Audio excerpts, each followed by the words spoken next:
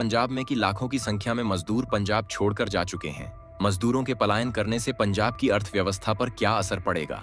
क्या सच में इस सबसे पंजाब को भी भारी नुकसान उठाना पड़ेगा? कैसे पंजाब की इकोनॉमी डगमगाने से भारत की नींव हिल जाएगी? कितने मजदूर पंजाब छोड़ चुके हैं? क्या कहाँ हैं पंजाब के सीएम ने मजदूरों को लेकर? क्या पंजाब सरकार भी मजदूरों को राज्य से बेदखल करना चाहती है? जानेंगे ऐसे ही कई सवालों के जवाब सारे बंदे ना आज की इस 10 वीडियो गया में, कि 10-15 इसलिए दिन वीडियो दे के विच आखिर तक बने छुट्टियां खाली रहें। कर लेकिन दियो। वीडियो शुरू करने से पहले वीडियो को लाइक और चैनल को सब्सक्राइब कर लीजिए। भारतीय उपमहाद्वीप के उत्तर पश्चिमी छोर पर बसा है पंजाबियों का घर और पीर गुरुओं की नगरी पंजाब, जो मक्के दी रोटी सरसों के साग के लिए पूरी दुनिया में फेमस है। 50,362 वर्ग किलोमीटर में फैला पंजाब पश्चिम में पाकिस्तान, उत्तर पूर्व में हिमाचल प्रदेश, उत्तर में जम्मू कश्मीर, दक्षिण पश्चिम में राजस्थान, दक्षिण पूर्व में हरियाणा से घिरा हुआ है, जो इसके घनिष्ठ पड़ोसी हैं। जबकि पंजाब खुद 5 नदियों की भूमि है, लेकिन इसकी असली पहचान है किसान, जो हर साल पंजाब को फसलों से हरा भरा रखते हैं। इसलिए पंजाब को खेतीबाड़ी वाला राज्य भी माना जाता है,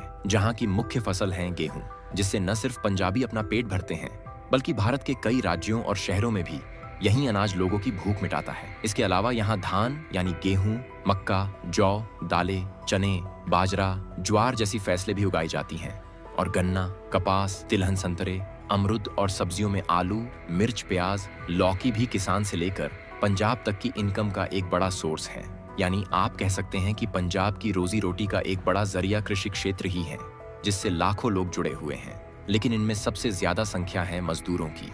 2011 के आंकड़े बताते हैं कि पंजाब में करीबन 12,44,000 प्रवासी रहते हैं, जिनमें उत्तर प्रदेश, बिहार, हिमाचल प्रदेश, राजस्थान और हरियाणा जैसे राज्य के लोग शामिल हैं। लेकिन सबसे बड़ी संख्या यहाँ उत्तर प्रदेश के लोगों की निवास करती है, जो लगभग 6,05,000 हैं। इसके बाद दूसरा प्रवासी वर्ग है बिहार के लोगों को, जो 3,50,000 की तादाद में पंजाब को अपनी धरती के रूप में अपना चुके हैं। पंजाब के खेत खलियानों से लेकर फैक्ट्रियों तक में प्रवासी मजदूर ही काम करते नजर आते हैं। जालंधर के स्पोर्ट्स गुड हो, लुधियाना की फैक्ट्रियां हो या अमृतसर का धागा उद्योग, हर छोटी बड़ी कारोबारी गतिविधि में प्रवासियों की ही मेहनत छुपी होती है। खेतों में काम करना, ईंट भट्टों में मजदूरी करना, मंडियों में माल पहुंचाना, ये सब जिम्मेदारी प्रवासियों ने ही अपने कंधों पर उठा रखी है। छोटे छोटे उद्योगों से लेकर बड़े बड़े कारखानों तक में जो लेबर का काम होता है, वो प्रवासी ही करते हैं। इसलिए प्रवासियों को पंजाब की रीढ़ माना जाता है, जिनके बिना पंजाब अधूरा है। और विशेषज्ञ भी इस बात को कबूल करते हैं कि अगर प्रवासी मजदूर ना हो तो निर्माण सेक्टर से लेकर खेत खलियानों तक का काम चौपट हो जाएगा। इनके पलायन करने से उद्योग और निर्माण दोनों को नुकसान का सामना करना पड़ेगा। और फिलहाल पंजाब में यही हो रहा है। जहां पहले पंजाबी दिल खोलकर प्रवासियों का स्वागत करते थे, आज वही मजदूर प्रवासियों को बाहर खदेड़ने की कोशिश में लगे हुए हैं। और बीते कई महीनों से प्रवासियों के प्रति पंजाबियों के मन में आक्रोश की भाव जन्म ले चुकी है, क्योंकि उनका मानना है कि प्रवासियों ने उनसे उनका रोजगार छीन लिया है, जिस वजह से उन्हें काम नहीं मिल पा रहा है। और बेरोजगारी स्थानीय लोगों के बीच बढ़ती ही जा रही है, जो एक गंभीर मुद्दा है। इसलिए कई स्थानीय संगठनों ने एकजुट होकर प्रवासियों के खिलाफ विरोध प्रदर्शन भी किया था। सरकार से मांग की थी कि प्रवासियों को राज्य से बाहर निकाल दिया जाए, ताकि स्थानीय लोगों को बेरोजगारी संसाधनों की कमी का सामना न करना पड़े। हालांकि पंजाब सरकार ने इस मांग पर ज्यादा ध्यान नहीं दिया, जिससे स्थानीय संगठनों का गुस्सा और फूट पड़ा और उन्होंने प्रवासियों के खिलाफ न सिर्फ बयानबाजी की, बल्कि उनके विरोध में जगह जगह पोस्टर्स चिपकाए उन्हें मारने तक की धमकियां दी।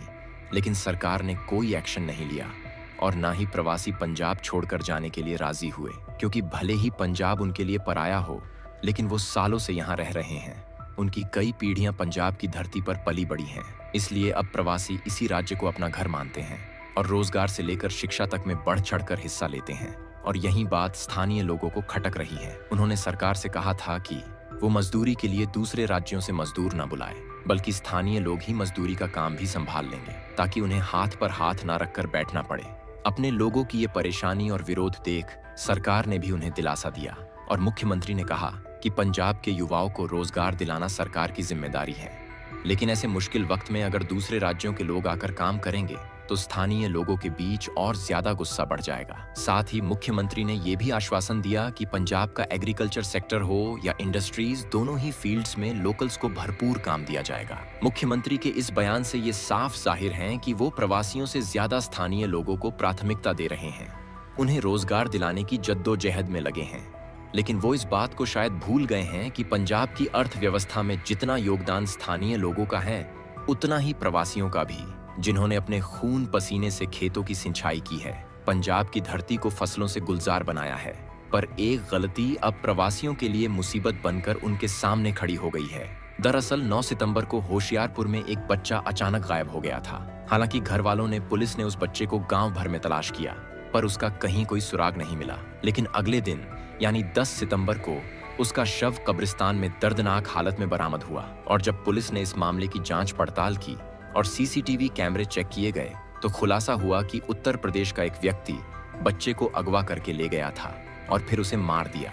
अब क्योंकि ये अपराध एक प्रवासी ने किया था, इसलिए स्थानीय लोगों के बीच प्रवासियों के खिलाफ गुस्सा और भड़क उठा और उन्होंने जल्द से जल्द बाहरी व्यक्तियों को राज्य से चले जाने का आर्डर दे दिया। साथ ही धमकी भी दी कि अगर कोई प्रवासी पंजाब से नहीं गया तो उसका हश्र बहुत बुरा होगा। इन धमकियों को सुनकर बाहरी व्यक्तियों के मन में भी खौफ फैल गया और बड़ी संख्या में प्रवासियों ने पंजाब छोड़कर जाने का फैसला किया, जिससे पंजाब की गलियां तो सूनी हो गईं, लेकिन रेलवे स्टेशन, बस अड्डे भीड़ से खचाखच भर गए। रिपोर्ट्स बताती हैं कि अब तक 1 लाख प्रवासी पंजाब छोड़कर जा चुके हैं और यहीं पंजाब वासी चाहते भी थे कि उन्हें उनका हक वापस मिल जाए। तो क्या सच में बाहरी व्यक्तियों ने पंजाबियों के हक पर कब्जा किया था? तो इसका जवाब है नहीं, बल्कि इसके पीछे भी पंजाब के लोगों की ही कमियां छुपी हुई हैं। असल सच्चाई तो ये है कि आज पंजाब के युवा खेतीबाड़ी या मेहनत मजदूरी करना ही नहीं चाहते हैं, बल्कि उनका सपना या तो सरकारी नौकरी पाना है या फिर विदेशों में जाकर काम करना। अब ऐसे में जब युवा ही राज्य से चले जाएंगे तो मजदूरों की कमी होना संभव है। इसी कमी को पूरा किया है प्रवासियों ने। ऐसे में अगर कहे कि प्रवासियों ने उनका हक छीना तो ये सरासर गलत होगा। लेकिन आज यही आरोप बाहरी व्यक्तियों पर लगाकर उन्हें बाहर निकाला जा रहा है। स्थानीय लोगों ने तो ये तक आरोप लगाए हैं कि प्रवासियों की वजह से पंजाब में गंदगी और क्राइम बढ़ता जा रहा है, इसलिए इन्हें पंजाब से बाहर निकाल देने में ही भलाई है, और अगर नहीं निकाला गया तो फिर वो अंजाम भुगतने के लिए तैयार रहे। इसी गुस्से और विरोध को देखते हुए प्रवासी लगातार पलायन करते जा रहे हैं। लाख से ज्यादा प्रवासी अब तक जा चुके हैं, क्योंकि उनका कहना है कि वो खौफ के माहौल में घुट घुट कर काम नहीं कर सकते हैं। वो यहाँ मेहनत मजदूरी करने आए थे, जान गंवाने नहीं। इसलिए वो अपने राज्यों में वापस लौट रहे हैं, जिससे पंजाब की अर्थव्यवस्था पर काफी बुरा असर पड़ रहा है। क्योंकि अभी कुछ ही वक्त पहले पंजाब को एक भीषण बाढ़ ने तहस नहस कर दिया था। कई हजार एकड़ फसलें पानी के साथ बहकर बर्बाद हो गई थी, जबकि जो बची कुची हैं वो भी अब बर्बाद होने की कगार पर पहुंच गई हैं, क्योंकि बुवाई और कटाई के लिए मजदूर नहीं है। फैक्ट्रियां तो हैं, पर उनमें काम करने वाले लोगों की कमी पड़ गई है। ईंट भट्टों पर भी मजदूरों की कमी खल रही है। यानी अगर पूरी तरह से मजदूरों ने पंजाब छोड़ दिया तो पंजाब का व्यवसाय पूरी तरह से ठप पड़ जाएगा। लेकिन इस मुद्दे को सुलझाने की बजाय राजनीतिक पार्टियां अपनी अपनी छवि बेहतर बनाने में लगी हुई हैं। कुछ विपक्षी पार्टियां प्रवासियों के साथ खड़ी हुई हैं, तो कुछ स्थानीय लोगों के खिलाफ सरकार पर दबाव बनाया जा रहा है कि अगर उन्होंने वक्त रहते कोई कदम नहीं उठाया और यूं ही प्रवासी पलायन करते रहे तो पंजाब मिट्टी में मिल जाएगा। जबकि कुछ लोग सरकार पर स्थानीय लोगों का समर्थन करने का प्रेशर बना रहे हैं और मुख्यमंत्री भी स्थानीय लोगों के साथ ही खड़े हुए हैं। उन्होंने कह दिया है कि हम प्रवासियों को भी रोजगार देंगे, लेकिन सीमित, जबकि स्थानीय लोगों को भरपूर रोजगार मिलेगा और वहीं उनकी प्राथमिकता है। जबकि अपना रोजगार छिनता देख प्रवासी भी चुप नहीं है। उन्होंने अपने अपने राज्यों की सरकार से गुहार लगाई है कि वो उनके समर्थन में खड़ी हो, न सिर्फ उन्हें सुरक्षा मुहैया कराए बल्कि उनके लिए रोजी रोटी कमाने का जरिया भी बना दे। साथ ही जो मजदूर संगठन अब भी पंजाब में रह रहे हैं, उन्होंने सरकार को धमकी दी है कि अगर उनकी सुरक्षा का कोई कड़ा इंतजाम नहीं किया गया तो वो लोग भी पंजाब छोड़कर चले जाएंगे। और अगर ऐसा हुआ तो पंजाब की अर्थव्यवस्था बुरी तरह से चरमरा जाएगी। पंजाब का तो हाल बुरा होगा ही, साथ ही भारत की इकोनॉमी पर भी गहरा असर पड़ेगा, क्योंकि पंजाब की फसलें दिल्ली, हरियाणा, उत्तर भारत के कई शहरों और राज्यों में पहुंचाई जाती हैं, जिनसे लोगों का न सिर्फ पेट भरता है बल्कि वो उन्हें बेचकर रोजगार भी करते हैं। अगर पंजाब में खेतीबाड़ी नहीं हुई तो इन राज्यों में भी फसलें नहीं जाएंगी, जिसके चलते इन्हें फसलों की किल्लत का सामना करना पड़ेगा।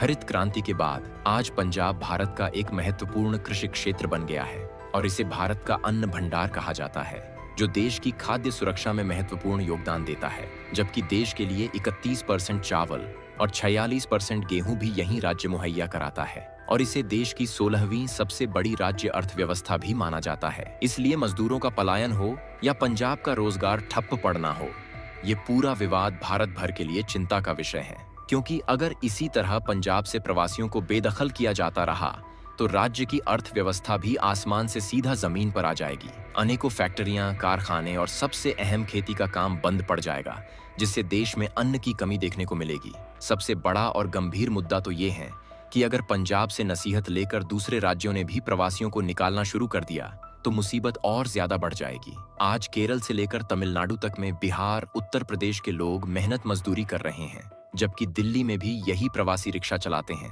साथ ही छोटे बड़े उद्योगों में भी मदद करते हैं। मुंबई में निर्माण स्थलों और कारखानों में भी यही प्रवासी अहम भूमिका निभाते नजर आते हैं। यानी लगभग सभी राज्य ऐसे हैं जहां दूसरे देश के राज्य के लोग काम करते हैं।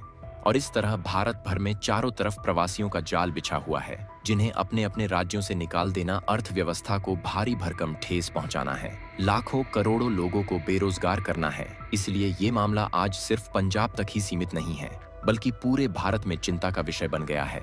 बिहार, उत्तर प्रदेश की सरकार भी अपने लोगों के लिए एक्शन लेती दिखाई दे रही है और साथ ही पंजाब सरकार से बातचीत कर मामले को सुलझाने की कोशिश में लगी हुई है। हालांकि कब तक ये विरोध शांत होता है ये तो वक्त ही बताएगा। लेकिन आपको क्या लगता है, क्या प्रवासियों को निकाल देना ठीक है? अपनी राय कमेंट में जरूर बताएं। अगर वीडियो अच्छी लगी हो तो इसे लाइक और अपने दोस्तों के साथ शेयर जरूर करें।